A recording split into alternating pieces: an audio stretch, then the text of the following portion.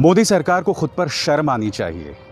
कल मोदी सरकार ने सुप्रीम कोर्ट ने जो कहा है ना, इंसानियत उसके सामने शर्मसार हो गई है। जानते हैं उनके जो नुमाइंदे हैं सोलिसिटर जनरल तुषार मेहता, उन्होंने सुप्रीम कोर्ट में क्या कहा।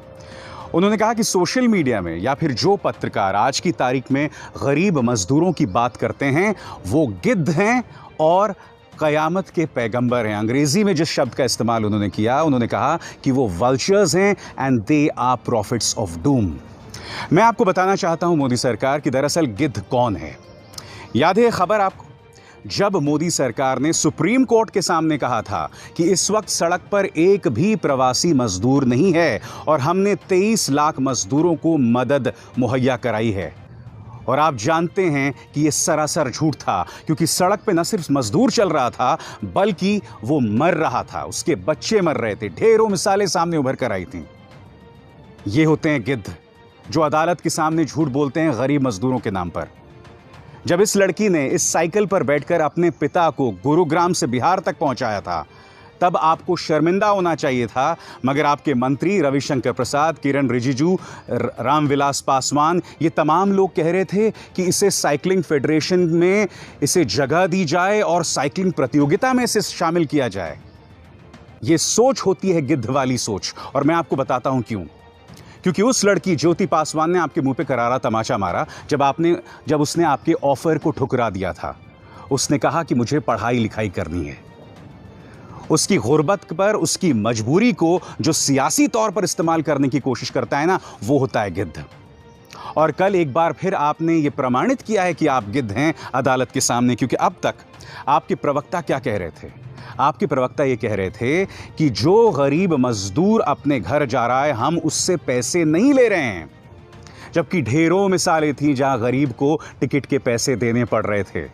चाहे गुजरात सरकार का वो फरमान हो या फिर रेलवे बोर्ड के चेयरमैन यादव साहब हों, जिन्होंने कहा था कि हम मजदूर से इसलिए पैसा ले रहे हैं क्योंकि मजदूर कहीं ऐसे ही ना पहुंच जाए रेलवे स्टेशन जैसे कि मजदूर जो है वो मज़े ले रहा है, घर जो है वो मज़े लेने के लिए जा रहा है। मैं जो आपके सामने बात रखने की कोशिश कर रहा हूं वो क्या है। कल अदालत के सामने केंद्र सरकार ने क्या कहा, मैं आपको पढ़ के सुनाना चाहता हूं। उन्होंने स्पष्ट कर दिया, और आपके स्क्रीन पर, In a statement to the court, Solicitor General Tushar Mehta, who was representing the central government, said the fare for the special Shramik trains organized by the railways is paid either by the originating state or by the receiving state. जिसका अर्थ क्या हुआ कि जो पैसा गरीब मजदूर पे कर रहा है वो या तो जिस राज्य से वो चल रहा है वो राज्य वो पैसे दे रहा है, या जिस राज्य को वो जा रहा है वो पैसे दे रहा है। और संबित पात्रा ने हमें क्या बताया था? संबित पात्रा ने हमें यह बताया था कि 85% जो है वो भारत सरकार पे कर रही है, जबकि आप इस बात को बखूबी जानते हैं कि करीब 90% जो है वो पहले से ही सब्सिडी का हिस्सा बन चुका था। क्योंकि एक तरफ जो है वो सरकार करीब 43% सब्सिडी पे करती है, और वापसी में क्योंकि ट्रेन खाली आ रही होती है तो उसका तो जाहिर सी बात है 43 + 43 86 तो यही हो जाते हैं, प्लस सोशल डिस्टेंसिंग या फिजिकल डिस्टेंसिंग के चलते जो मजदूर दूर दूर बैठे होते हैं उसका किराया अलग से होता है। और कल आपने अदालत के सामने ये मान लिया कि नहीं साहब हम पैसे नहीं दे रहे थे, मगर आपका प्रचार तंत्र ये झूठ बोल रहा था कि 86% हमने पैसे दिए। तो अब बताइए ना मुझे तुषार मेहता जी, गिद्ध कौन है? मेरे जैसे पत्रकार जो इन गरीब मजदूरों की बात कर रहे हैं, या फिर आप जैसे लोग जो सरासर झूठ बोलते हैं, सरासर गलत बयानी करते हैं? क्या इस सवाल का कोई जवाब है आपके पास? मैं आपको बताना चाहता हूं दरअसल इनके हिसाब से कौन सा मीडिया गिद्ध नहीं है। आपके स्क्रीन पर यहां पर इस वक्त भारत और चाइना में तनाव है। अजय शुक्ला की इस रिपोर्ट के मुताबिक, और कई पत्रकार ये कह रहे हैं कि लाइन ऑफ एक्चुअल कंट्रोल को पार करके चीन जो है हमारी सीमा में करीब 2 से 3 किलोमीटर घुस गया है। ये खबर है, मगर यहां पर यह चैनल उसके लिए कांग्रेस पर दोष मढ़ रहा है, जबकि सवाल जो है वो सरकार से किया जाना चाहिए। अब तक प्रधानमंत्री ने इस मुद्दे पर एक शब्द नहीं कहा। नेपाल ने जो अपने मैप में भारत की जमीन को शामिल कर लिया, अपने मानचित्र में शामिल कर लिया, इस पर प्रधानमंत्री पूरी तरह से खामोश हैं। जी हां, इनके हिसाब से ये मीडिया गिद्ध नहीं है। फिर ये मीडिया जो लॉकडाउन के मुद्दे पर सवाल करने के लिए राहुल गांधी को कटघरे में रख रहा है, इनकी ये हिम्मत नहीं है कि वो प्रधानमंत्री नरेंद्र मोदी से सवाल कर सकें। और ये देखिए, ये इमरान खान से सवाल कर रहे हैं, ये नहीं कि अपनी सरकार से भी सवाल करो कि भाई क्या हो रहा है कोरोना संकट में। ये पाकिस्तान पहुंच गए। और अब मैं आपको एक कॉमेडी दिखाना चाहता हूं दोस्तों। ये वो मीडिया है जो मोदी सरकार की पसंदीदा मीडिया है। इसमें देखिए, यहाँ एक तरफ ये भारतीय पैनलिस्ट हैं और दूसरी तरफ पाकिस्तानी पैनलिस्ट, और ये टीवी पर देखिए क्या मजाक हो रहा है। देखिए किस तरह से एक जो है दूसरे को मिसाइल दिखा रहा है, मॉक मिसाइल, और दूसरा एक तीर। ये मजाक चल रहा है आज की तारीख में गोदी मीडिया में, जो इस सरकार की पसंदीदा मीडिया है। और अब मैं आपको एक ऑडियो सुनाना चाहता हूं रिपब्लिक टीवी का, जो मुझे ट्विटर पर मिला, जो मुझे व्हाट्सएप पर मिला। यहां पर आप इस ऑडियो में सुनिए, ये एंकर जिस पर एफआईआर पहले से ही दर्ज है गलत बयानी को लेकर, समाज में हिंसा भड़काने को लेकर, ये किस तरह से टिड्डी बिरयानी की बात कर रहा है। जी हां, सुनिए। नहीं बचे, सबको तो हमने सूली पर चढ़ा दिया, तो पाकिस्तान अब टिड्डियों को आतंकी बनाकर भारत भेज रहा है। आधे पाकिस्तान पर टिड्डियों का कब्जा हो गया, और कश्मीर की तरफ आंख उठाने वाला पाकिस्तान कराची की टिड्डियों से भी नहीं बचा पा रहा है। ऐसे कमजोर और कायर पाकिस्तान से पूछता है सारा भारत दोस्तों कि क्या आतंकियों के बाद भारत में टिड्डियों वाली साजिश कर रहा है पाकिस्तान? भारत को धमकी देने वाला पाकिस्तान क्या टिड्डियों से ही हार गया है? तो मैं जानना चाहता हूं ना, आपके हिसाब से ये मीडिया कौन सा मीडिया है तुषार मेहता साहब? नहीं, तुषार मेहता को मैं क्यों दोष मढ़ूं? तुषार मेहता मोदी सरकार के नुमाइंदे हैं, लिहाजा दोष आपका है। गरीबों के नाम पर मोदी सरकार कितनी बड़ी गिद्ध है वो प्रमाणित हुआ है कल सुप्रीम कोर्ट में उनके बयानों के जरिए।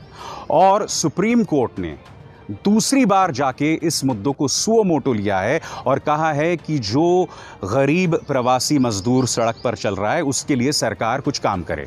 आपको याद होगा पहले भी ये मामला सुप्रीम कोर्ट में आया था, मगर सुप्रीम कोर्ट ने कह दिया था देखिए हमें इससे कोई लेना देना नहीं है, ये मुद्दा तो राज्य सरकारों के तहत आता है। मैं आपको बताना चाहता हूं, कल आखिरकार जब सुप्रीम कोर्ट नींद से जागा तो उन्होंने 5 कौन सी बातें कही, और 5 बातें जो हैं एक करारा तमाचा है केंद्र सरकार के मुंह पर। पहली बात जो आपकी स्क्रीन पर, जब भी कोई राज्य सरकार ट्रेन के लिए गुजारिश करे तो रेलवेज को उसे तुरंत मुहैया करानी चाहिए। इसके अलावा उन्होंने ये भी कहा कि किसी भी प्रवासी मजदूर से ट्रेन या बस का किराया ना ले, और ये जो है राज्यों के बीच में इसे शेयर किया जाए। यानी कि पहले झूठ का पर्दाफाश कि सही मायनों में सरकार जो है वो मजदूरों से टिकट का पैसा नहीं ले सकती, इसका मतलब आप टिकट का पैसा ले रहे थे। दूसरी बात, प्रवासी मजदूर जो कहीं फंसे हुए हैं उन्हें खाना मुहैया कराया जाए राज्य सरकारों द्वारा, और इसकी पूरी पब्लिसिटी हो और अधिसूचना भी जारी की जाए। इसका मतलब क्या हुआ कि अब तक आप खाना नहीं दे रहे थे, जिसका प्रमाण आपके सामने यहाँ देखिए। एक ट्रेन रुकी हुई है और ये गरीब मजदूर वहाँ पर भुट्टा भुनकर खा रहे हैं, ये बदतर हालत है। अब ये दूसरी तस्वीर देखिए, मुजफ्फरपुर की है। एक बच्चा 3 दिन 4 दिन के बाद 22 को इसकी ट्रेन दिल्ली से निकलती है, 25 को मुजफ्फरपुर पहुंचती है। बच्चा भूखा था, 2.5 साल का, मर गया। देखिए इसका पिता क्या कह रहा है, और इसका रिश्तेदार भी ये कह रहा है कि भूख के मारे वो मरा, मगर केंद्र सरकार इसे मानने को राजी नहीं है। सुनिए। बैठे थे उसके दानापुर से बैठे थे। कहाँ के रहने वाले हैं आप? हम बेतिया जिला के हैं। तो यहाँ कितने बजे आए हैं आप? हम यहाँ पे आए हम 10 बजे। 10 बजे। जानकारी मुजफ्फरपुर में पदाधिकारियों को जानकारी दिया कि बच्चा सीरियस है? बहुत बोला कि पुलिस वाले के भी बोला, उसको बाद कह रहे हैं कि अभी और ट्रेन जाएगा तो बस जाएगा, उसको बाद कह रहे हैं कि अभी नहीं जाएगा तो अलाउंस करेगा। ऐसे करते होते हम लोग, गाड़ी वाला मांग रहा है कि हम 12,000 रुपया लेंगे तब जाएंगे, तो हमारे पास तो 12,000 रुपया है नहीं। आप क्या करते हैं? हम दिल्ली में पेंट करते हैं। चले कब थे दिल्ली से? हम दिल्ली में चले हैं, वहाँ से 20 तारीख के चले थे। 21 से मेडिकल हुआ, अब 22 के हमारे के गाड़ी पे बैठाया। आज देख लो कितना तारीख हो गया। भूख के कारण हो गया। अब आप बताइए ना, गिद्ध कौन है, केंद्र सरकार या वो पत्रकार जो केंद्र सरकार को कटघरे में रखते हैं, या वो लोग जो सोशल मीडिया में लिख के कहते हैं कि सरकार क्या कर रही है? तीसरी बात, जहां से रेल यात्रा शुरू होती है वो राज्य सरकार मजदूरों को खाना मुहैया कराएं, पानी मुहैया कराएं। उसी तरह से रेलवेज भी उन्हें खाना और पानी मुहैया कराएं। ये बात सुप्रीम कोर्ट आखिर क्यों कह रही है? क्योंकि ढेरों दास्तानें इस तरह से सामने उभर कर आई हैं कि किस तरह से ट्रेन्स में 50-50 घंटे 3-3 दिन तक लोग भूखे रहे। सरकार तो ये भी मानने को तैयार नहीं है कि लोग भूख से मर रहे हैं। ये तस्वीर याद है आपको? इस मां की लाश के पास उसका बेटा इस तरह से घूम रहा है। तुरंत रेलवे मंत्रालय जो है एक फरमान जारी कर देता है और वो फरमान में क्या कहता है कि नहीं, ये औरत जो है वो भूख और प्यास से नहीं मरी, ये औरत दरअसल बीमारी से मरी है। अब आप खुद सुनिए, उसका जीजा जब तुरंत उसकी मृत्यु हुई थी उसने स्पष्ट कर दिया था कि वो बीमारी से नहीं मरी है। सुनिए। जो मरी है वो आपकी कौन है? साली है। कैसे मरी? ये ऐसे ही मरा है अचानक। कुछ बीमारी पहले से? बीमारी उमारी कुछ नहीं था, मतलब खाना वाना मिला था पूरा? खाना वाना सही मिला था, पानी का बोतल हर चीज मिला था। अब इसमें आपने सुना, उसने दो बातें कही कि वो बीमारी से नहीं मरी, मगर उसने ये भी कहा कि खाना और पानी मिला था। मगर क्या आप जानते हैं, जब ये घर पहुंचा, जब सरकारी तंत्र का इस पर दबाव नहीं था, तब इसने बोला कि वो भूख की वजह से मरी है। सुनिए पूरा उसका बयान। क्या हुआ था? जैसे हम लोग गुजरात से चले थे, 3 दिन लगा था आने में। ट्रेन में कुछ खाने पीने का नहीं मिल रहा था या पानी वानी कुछ नहीं मिल रहा था। ये जो ना गर्मी की वजह से और पानी खाना की वजह से तरफ तरफ के मारा था इसने। वो बोला गया कि पानी वानी का व्यवस्था है? पानी वाने का कुछ चीज का व्यवस्था नहीं था, ना खाना वाना का किसी चीज का व्यवस्था नहीं था वहाँ पे। अच्छा। खाने के लिए तरफ तरफ के मारा है, खाने के लिए। अच्छा, कोई व्यवस्था नहीं दिया पानी? नहीं, किसी चीज का व्यवस्था नहीं दिया। इससे पहले जो मेरे से बयान लिया गया ना, तो उस टाइम मैं टेंशन में था, इसलिए मैंने कुछ और बोल दिया था। अच्छा, इसलिए एक्चुअली मौत कैसे हुआ है? मौत वो खाने वजह से हुआ है। खाना वाना मिला ही नहीं है ट्रेन में, पानी वानी कुछ मिला ही नहीं था ट्रेन में। अच्छा, कुछ व्यवस्था था ही नहीं ट्रेन में। कुछ बोले थे कि मानसिक रूप से विकसित नहीं, वो सिर्फ गलत था। वो तो एक ही टेंशन में बोल दिया था उसने। उस टाइम तो दिमाग ही कुछ खराब था सबका। मेरा खुद दिमाग काम ही नहीं कर रहा था उस टाइम। मीडिया वाला आके सवाल से सवाल पूछी जा रहा था, उस टाइम हम क्या जवाब दूं खुद मुझे समझ में नहीं आ रहा था। अच्छा, तो तुम बोले नहीं पानी वानी का व्यवस्था नहीं? तुम हम तो वो भी बोल रहे हैं कि पानी वानी खाना वाना का किसी चीज का सुविधा था ही नहीं वहाँ पे। तो इस तरह से जब गरीब मजदूर मर जाता है और सोशल मीडिया पे या मेरे जैसे पत्रकार उनके दर्द को आपके सामने रखते हैं, तो ये केंद्र सरकार उन्हें गिद्ध कहता है, ये केंद्र सरकार उन्हें कयामत का पैगंबर कहता है। कयामत तो दिख रही है भारत की सड़कों पर, भारत के गाँव में, भारत की ट्रेनों में। उसको आप कैसे भूल सकते हैं तुषार मेहता साहब? वाकई बहुत दुखद और बहुत ही वाहियात तर्क जो है केंद्र सरकार ने कर सुप्रीम कोर्ट के सामने रखा। मैं उम्मीद करता हूं कि आने वाले दिनों में सुप्रीम कोर्ट कटघरे में रखेगा केंद्र सरकार को, क्योंकि केंद्र सरकार न सिर्फ नाकाम रही है, जैसे कि आप जानते हैं सिर्फ 4 घंटे का वक्त गरीब मजदूर को दिया गया लॉकडाउन के लिए, और यही नहीं उसके बाद भी अपनी गलतियों पे इस तरह से ये लोग पर्दा डालते रहे। तो आज आपके सामने यही सवाल है, और वो सवाल यही है कि क्या ये केंद्र सरकार गिद्ध है या नहीं। बोल के लब आज़ाद है, तेरे में बस इतना ही। मेरी आप सबसे अपील कि इस कार्यक्रम को ज़्यादा से ज़्यादा लोगों तक पहुंचाएं, इसे लाइक करें, शेयर करें।